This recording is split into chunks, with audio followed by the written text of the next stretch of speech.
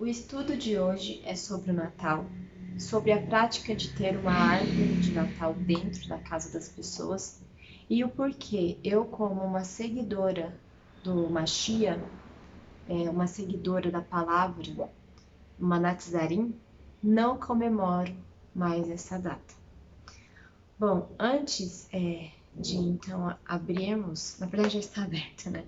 Mas antes de começarmos de fato o estudo, vamos orar e falar com o Criador. Querido e amado Pai, louvado seja o teu santo nome. Peço, Pai, que esteja aqui agora, que nos guie neste estudo e que nos mostre a verdade. E que coloque em nosso coração o desejo de te seguir verdadeiramente. E que, acima de tudo, Pai, possamos ser de fato, Pai, seguidores verdadeiros e que possamos deixar com que Tu possa agir em nossa vida, Pai. Coloque em nós um coração humilde e nos guie, Pai, nos guie. É isso que eu peço, não porque eu tenho algum tipo de mérito, porque definitivamente eu não tenho, mas eu peço em nome do seu Santo Filho, Yahushua, Jesus, o Machia. Amém. Bom, o motivo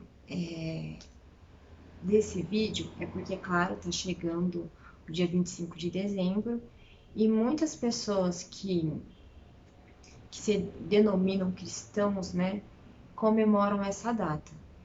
E eu até mesmo já comemorei essa data, mas eu assumo que, de certo modo, era uma data, era uma festa que eu pensava se realmente ela tinha um viés bíblico. Porque assim, a gente tem que ser bem sincero. Como que é o Natal de cada um? Eu digo das pessoas que dizem que são seguidoras mesmo do Evangelho. O seu Natal, a sua festa natalina, quando você se reúne com a sua família, ela realmente tem um direcionamento voltado para a Bíblia? Você sente realmente a presença do Eterno nessa data? Ou o costume é de beber, comer muito, né, encher a barriga, se divertir, cantar, e aí depois você acaba nem lembrando, né, o significado, entre aspas, do Natal. Eu já vi muitas propagandas falando a respeito, mas algo muito curioso é porque assim o grande símbolo natalino hoje em dia não é mais o presépio, não é a manjedoura, o menino Jesus e uma família ali, né, no seu nascimento, nem muito menos os pastores presentes ou então os magos. O que nós vemos como um símbolo mesmo do Natal é o Papai Noel e a árvore de Natal. E você pode dizer que não, imagina, na minha casa tem o presépio, mas eu não posso dizer de forma categórica, mas eu posso afirmar que a grande maioria tem uma árvore de Natal no lugar de um presépio na sua casa. Bom, mas assim, será que a Bíblia ela fala mesmo que nós devemos comemorar a data do Machia, do nascimento do Machia? Ela traz essa data como sendo algo assim especial, que a gente deve parar tudo e comemorar o Natal? E outra coisa, a Bíblia fala sobre uma data do nascimento em específico do Machia? Será que a Bíblia fala a respeito disso? Será que Jesus, depois de sua ressurreição, ele trouxe um novo mandamento de novas festas para ser comemoradas e falou aos discípulos a respeito? Será que os discípulos guardaram o Natal no dia 25 de dezembro? Será que foi daí que as igrejas pegaram como base e trouxeram para o nosso cotidiano, no caso, né? Colocaram lá no nosso calendário para que assim eu fosse, para que essa data fosse comemorada? Bom, é o seguinte. E outra coisa, né? Antes de abrir aqui, de falar a respeito, será que a Bíblia ela traz datas importantes e ela traz como se fosse instruções para o povo guardar algumas festas? Quando a gente abre a palavra do Eterno em primeira Reis, não. Em Levíticos, isso. Em Levíticos 23, 5 ao 7, vamos lá. Vou abrir aqui também a palavra do Eterno. Olha, Levítico 23, 5 ao 7, diz assim, a Bíblia King James, tá? Diz assim: no 14º dia do primeiro mês, pela tarde, é a Páscoa do Senhor. Certo? Daí fala, no 15º dia do mesmo mês, é a festa dos pães ázimos do Senhor. 7 dias comereis pães ázimos. Bom, em Êxodo 12, é o momento que Moisés está tirando o povo do Egito, né? Então, ali o Eterno, ele diz o seguinte, em Êxodo 12, de 1 ao... Pode ler de 1 ao 18 mesmo, ao 18, está falando a respeito do primeiro mês também, e diz que este mês será para vós o começo dos meses, será o primeiro mês do ano para vós. Aí ele diz, falai a toda a congregação de Israel, dizendo, no 10º dia deste mês, tomará cada um para si um cordeiro, segundo a casa dos seus pais, um cordeiro para cada casa. E aí ele vai falando, dando as instruções, né, do que deveria ser feito. E no verso 11 diz assim, e assim o comereis com vossos lombos cingidos, vossas sandálias, vossos pés e o vosso cajado na mão, e o comereis com pressa. É a Páscoa do Senhor. E também ele fala a respeito dos pães ázimos. Bom, quando a gente vai, então, para o Novo Testamento, em Mateus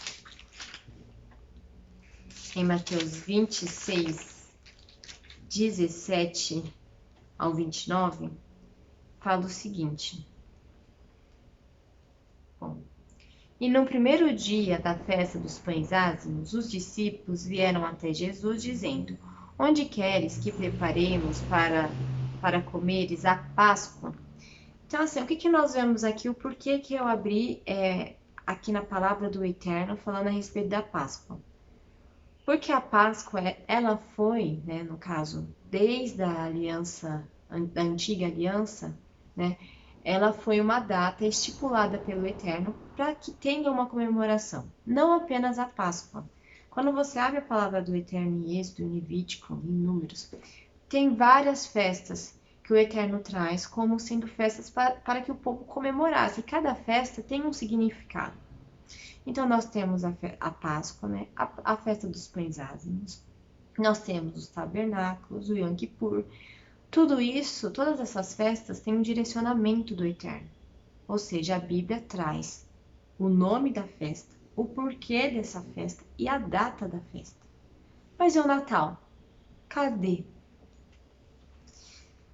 Bom, aqui eu vou até deixar esse site para que vocês tenham acesso, que aqui é a origem das coisas, é o nome do site. E a origem da árvore de Natal, né? E eu também encontrei aqui na revista super interessante a origem do dia 25 como sendo, né, no caso, a origem da data do Natal. E o que diz? Aqui na super interessante, eu também vou deixar o link, fala que os romanos eles aproveitaram, né, festas pagãs realizadas por volta do dia 25 de dezembro e cristianizaram essa data, né, comemorando o nascimento de Jesus pela primeira vez no ano 354. Aqui na revista super interessante diz que tal festa pagã chamado Natalis Solis Invicti, nascimento do sol invencível, era uma homenagem ao deus persa Mitra, popular em Roma. As comemorações aconteciam durante o solstício de inverno, o dia mais curto do ano.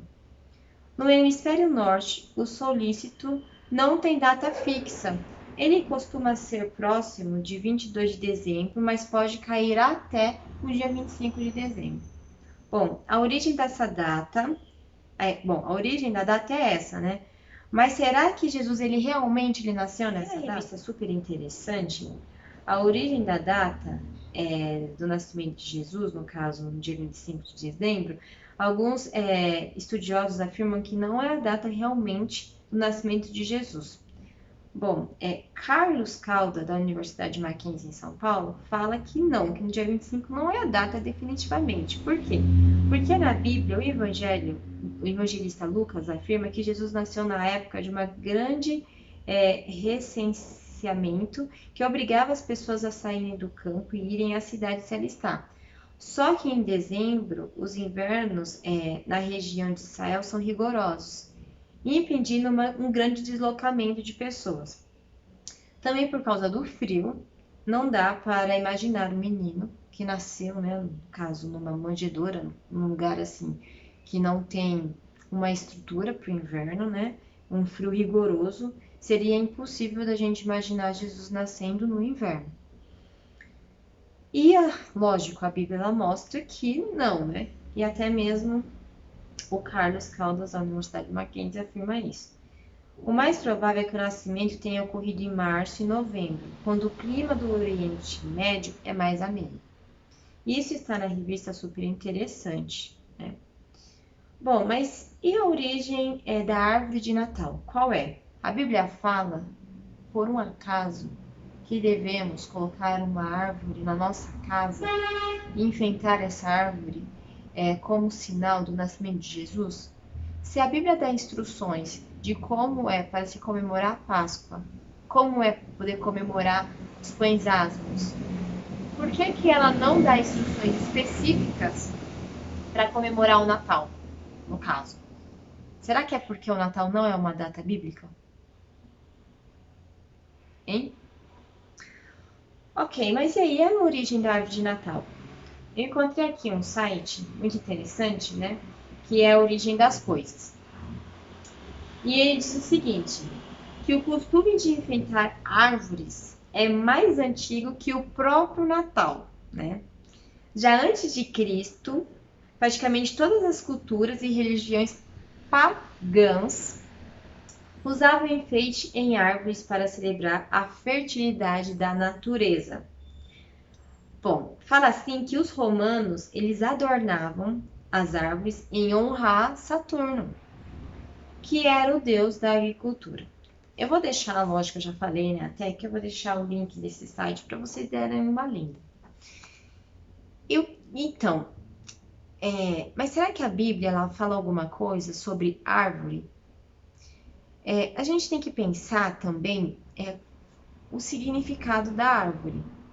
E o porquê a palavra de Deus mostra que é um costume pagão a adoração embaixo de árvore. É um costume pagão. Por que será isso, né? Mas antes de tudo, eu peço que vocês abram a sua Bíblia em Jeremias. Em Jeremias 10, 1, eu vou colocar aqui 1 ao 4. Eu vou usar a Bíblia judaica completa, tá?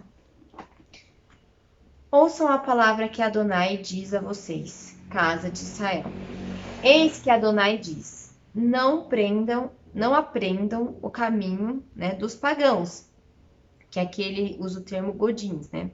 Nem temam os sinais astrológicos, mesmo que os pagãos tenham medo deles, pois o costume das nações não são nada.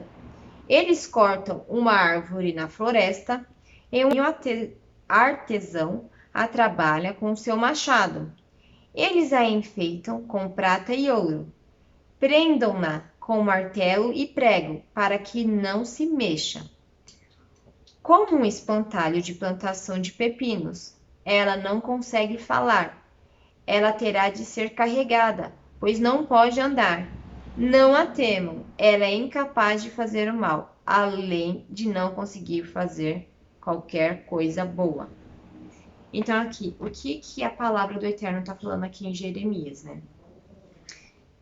Que os pagãos, eles tinham o costume de pegar uma árvore, colocar dentro de casa, essa árvore, e enfeitar essa árvore com prata e ouro.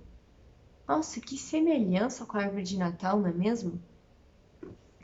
Bom, a palavra do Eterno, ainda vou até abrir aqui, em Deuteronômio 12, do 2 ao 3, diz o seguinte: destrua todos os lugares onde as nações, desalojadas por vocês, serviram seus deuses, quer no alto das montanhas, quer nas colinas, quer sobre alguma árvore frondosa.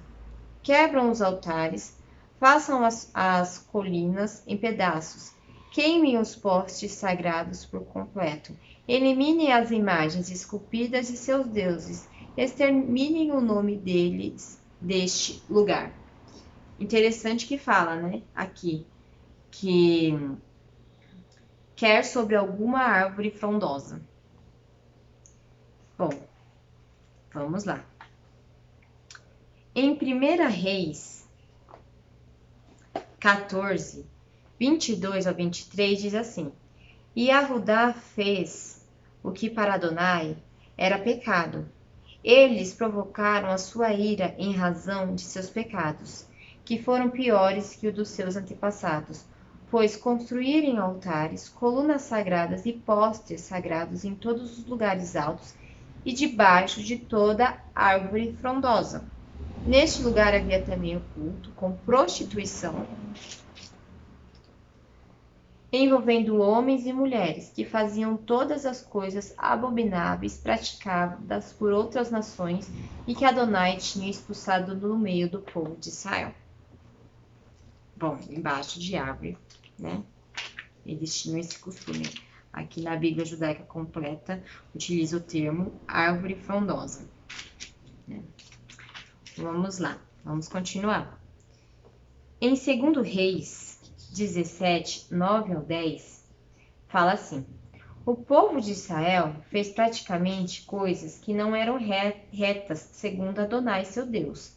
Eles construíram para si altos em todos os lugares em que viveram, desde a torre de vigia até a cidade fortificada. Ergueram para si colunas e postes sagrados em toda a coluna e embaixo de toda a árvore verde. Ou seja, esse tipo de ritual embaixo de árvores, que envolve árvores, né, porque ele cita, né, era um ritual pagão, onde Adonai, o Deus eterno, né, que a Bíblia judaica diz, ele não se agradava disso, pelo contrário, ele tinha aversão, ele falava que era para parar, chega com isso, chega com esse costume pagão, para. Isso não é algo que vem do eterno, essa adoração pagã, ele pedia para tirar do povo dele, era pecado, é pecado, né? E sabe o que é o mais interessante de tudo isso? Em Gênesis 3, fala o seguinte: ora, do verso 1 em diante, ora, a serpente era mais astuta que qualquer animal selvagem, feito por Adonai, Deus. Ela disse à mulher, né? Deus realmente disse: você não deve comer de nenhuma árvore do jardim? A mulher respondeu à serpente: nós podemos comer dos frutos das árvores do jardim, mas acerca do fruto da árvore do meio do jardim, Deus disse: não deves comer dela nem tocá-las ou morrerá. Daí aqui a serpente fala, né, que certamente não morrerá se comer da árvore. É interessante porque o engano, ele surgiu debaixo de uma árvore, né? Os povos pagãos, eles faziam rituais embaixo de árvores. E daí, né, em Jeremias, o Eterno, ele fala que não se deve, né, conforme foi dito, temer e nem praticar, né, as práticas que os povos pagãos, no caso, utilizavam como adoração, que ele diz, né, que eles pegavam uma árvore do campo e enfeitavam. Interessante, né? Aí hoje em dia, as pessoas elas comemoram uma data que a Bíblia não fala para comemorar. Elas pegam uma árvore que a Bíblia fala que é abominação, colocam dentro da casa dela e dizem que estão comemorando uma data cristã. Daí, quando a palavra fala que meu povo perece por falta de conhecimento, as pessoas elas acham, elas não entendem, né, que o tamanho do engano. E eu me coloco nisso. Eu também comemorei o Natal. Mas quando eu vi que eu estava errada, quando eu comecei a usar a lógica, né, da coisa, eu notei que eu tinha que mudar. Que se não é uma data que o Eterno fala que é para ser adorada, né, no caso, que é para que tem um memorial, que tem um porquê dessa data, se a palavra não fala, se os próprios discípulos eles não comemoraram o nascimento do Mashiach, se o próprio Jesus, né, é a Yahushua HaMashiach, né, se o próprio Jesus ele não fala para ser comemorada essa data, e nem mesmo os profetas, os patriarcas, porque assim Isaías ele direciona muitas vezes a palavra ao Jesus, ao Mashiach. Ele fala como que iria ser o Mashiach. Em nenhum momento Isaías fala que a data do nascimento do Mashiach seria uma data a ser adorada. E nem mesmo o próprio Deus dá alguma instrução a Moisés, né? Que ele fala de todas as datas de festas, né? Da Páscoa. Ele dá toda a instrução para o povo e ele não fala assim, olha, Moisés, coloca aí, escreve aí, quando chegar o Messias, né?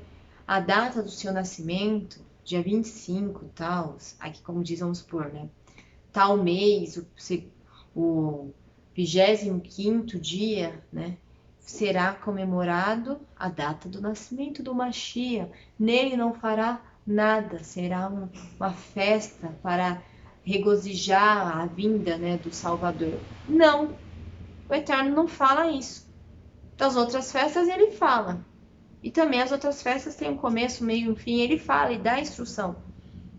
O Natal não. Então, assim, por que você está comemorando o Natal? Se você é cristão, no caso, se você diz que você é um seguidor do Mashiach, por que você está comemorando o Natal? A Bíblia não fala nada sobre isso. A origem do Natal é totalmente pagã. Então por que você está comemorando? Hein? Não é para se pensar? E não é para analisar? Bom, é isso, gente. Eu só queria trazer para vocês essa palavra porque eu considero muito importante. A gente está aí nas vésperas, né, no mês que é considerado o mês do nascimento do Messias, né? Que na verdade ninguém comemora o nascimento do Messias, mas bebe, né? Se festeja, não lembra de nada, né? Então, assim, também não tenho o que lembrar porque nem é a data do nascimento dele, certo? Então, esse é um estudo para que você abra o seu olho. Se você realmente é um seguidor do Mashiach, se você realmente se considera eleito, remanescente, busque na palavra a verdade. Se na palavra não tem, não faça. Ok? É isso, gente. Um beijo. Que você fique com o Eterno, que Ele ilumine a sua mente e que Ele te guie no caminho dele. Não existe vários caminhos que levam ao Eterno, tá? Na Bíblia. O que existe é o caminho correto. Eu sou o caminho, a verdade e a vida. Ninguém vai ao Pai senão por mim. São as palavras do Mashiach. É o caminho, não os caminhos, ok? É singular, não plural. Então existe um caminho, uma verdade. E se você é seguidor do Mashiach, se você estuda a palavra, você sabe que o Natal, ele não é uma data cristã, no caso, não é uma data que os seguidores, né, da palavra, os seguidores do Eterno, eles devem guardar como sendo uma data vinda do Eterno. Não é. Entende? Se você é remanescente, você vai entender esse vídeo. Que o Eterno te proteja, te guie. E que você siga verdadeiramente o caminho do Eterno.